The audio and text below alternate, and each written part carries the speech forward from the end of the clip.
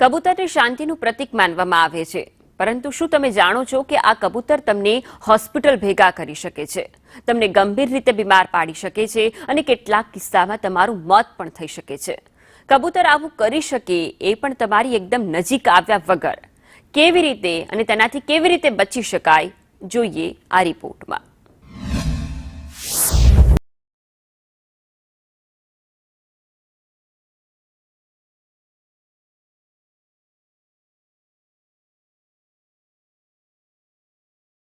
કબૂતરોનું ઘરની બાલ્કનીમાં આવવું સામાન્ય છે।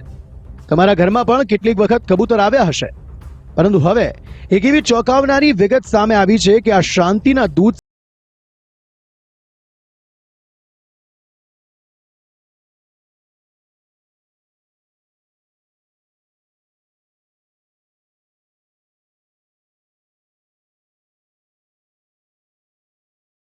ચોંકાવનારો ખુલાસો થયો છે કે કબૂતરની બીટ એટલે કે તેની ચરક અને કબૂતરની ઉડાઉડ માણસોને ગંભીર રોગનું આમંત્રણ આપી શકે છે।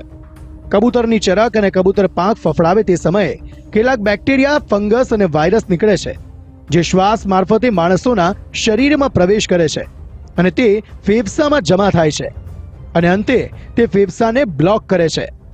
જો સમયસર તેની સર્જરી ન થાય તો મોત પણ થઈ શકે છે। આ રોગને કહેવાય છે હાઇપર સેન્સિટિવિટી ન્યુમોનિટીસ।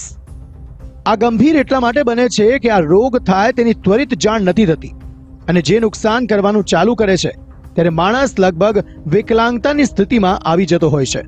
કે આજે આપણે શહેરીકરણમાં જે કબૂતરની સંખ્યા વધારે જોવા મળે છે ને આપણા ઘરોની આસપાસ પણ તેના માળા અને તે લોકોની અગાડ જોવા મળે છે, એના કારણે મુખ્યત્વે હાઇપર સેન્સિટિવિટી ન્યુમોનાઇટિસ નામનો એની અગારમાંથી જે છૂટા પડેલા પાર્ટિકલ હોય એ આપણે ઇન્હેલ કરીએ અને આપણે શ્વાસમાં જાય અને ફેફસામાં જમા થતા હોય છે અને આ હાઇપર સેન્સિટિવ ન્યુમોનાઇટિસ નામનો આ રોગના લક્ષણોની વાત કરીએ તો સતત ઉધરસ આવવી, શ્વાસ લેવામાં તકલીફ થવી, તાવ આવવો।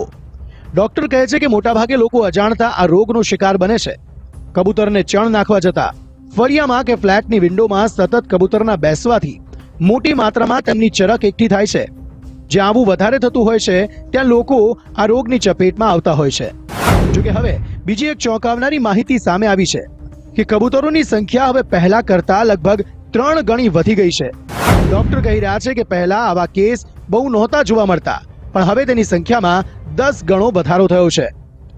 વધતી મુશ્કેલીઓ જોતા મહારાષ્ટ્ર, દિલ્હી અને તેલંગાણા સહિતના રાજ્યોમાં જાહેરમાં પક્ષીઓને ચણ નાખવા પર પ્રતિબંધ લગાવી દેવામાં આવ્યો છે। ગુજરાતમાં પણ આવો પ્રતિબંધ લાદવામાં આવે તેવી ડોક્ટરો માંગ કરી રહ્યા છે। આ કેસનું પ્રમાણ જેમ પહેલાં અમે વર્ષમાં એકાદ પેશન્ટ જોતા હતા કે 2 પેશન્ટ જોતા હતા, એનું પ્રમાણ હવે જેમ આપણે જેમ જેમ શહેરીકરણ જોતા જઈએ છીએ, તેમ જેમ ફ્લેટોની સંખ્યા વધતી જાય છે તેમ આ સંખ્યાનું પ્રમાણ વધતા જવા અત્યારે તો આપણે સરકારે કંઈ કર્યું નથી, પરંતુ આવું કંટ્રોલ કરવો જરૂરી છે, કારણ કે આનાથી આ રોગનું પ્રમાણ જે વધતું જાય છે અને આમ આપણે એ પણ જોઈ રહ્યા છીએ કે એલર્જી, કારણ કે કબૂતરની અગારથી ઘણીવાર એલર્જી થતા હોય છે અને એનાથી ખાંસી, શરદી પણ। લોકો અબોલ પક્ષીઓની સેવા કરવા જતા તે રોગને આમંત્રણ આપે છે। પક્ષીને ચણ આપવાના વિવિધ કારણ છે। એમાં જે કબૂતરને જે ચણ આપીએ છીએ તો એની પાછળ ઘણીવાર માર્ગદર્શન એવું પણ હોતું હોય છે, એક માન્યતા મુજબ કે એમાં રાહુ અને કેતુકૃત પીડાઓ છે ને શાંત થાય છે। અમદાવાદ સહિત મોટાભાગના શહેરોમાં ઠેર ઠેર ચબૂતરા બનાવવામાં આવ્યા છે। કેટલાક સ્થળોમાં તો ખુલ્લી જગ્યામાં તો લોકો ચણ નાખતા નજરે પડે છે। હવે ધ્યાન રાખવાનું, ચોક્કસ નાના બાળકો હોય તેને વધારે ધ્યાન રાખવું એ જરૂરી છે હોય છે। તો આ જો પ્રકારનું એક ગંભીર બીમારી જો થતી હોય તો આપણા મનુષ્ય જીવનમાં ખૂબ ચિંતાનો વિષય છે। જો કે ડોક્ટરોનો મત છે કે પુણ્યનું કામ સમજીને કબૂતરને ચણ નાખવા જાઓ તો કેટલીક વાતોનું ધ્યાન અચૂક રાખો, જેમ કે હાથમાં મોજા પહેરો, મોઢે માસ્ક બાંધો અને હાથને સેનેટાઈઝ કરો, તો કબૂતરથી ફેલાતી બીમારીથી તમે બચી શકો છો। તેમજ જો તમારા ઘરમાં કોઈ જગ્યાએ કબૂતર આવતા હોય તો તે જગ્યાને ફિનાઇલ, ડેટોલ કે સેનેટાઈઝરથી સાફ કરવી। આમ કબૂતરથી ડરવાની જરૂર નથી, પણ તેનાથી થોડા સાવધાન રહેવાની જરૂર છે।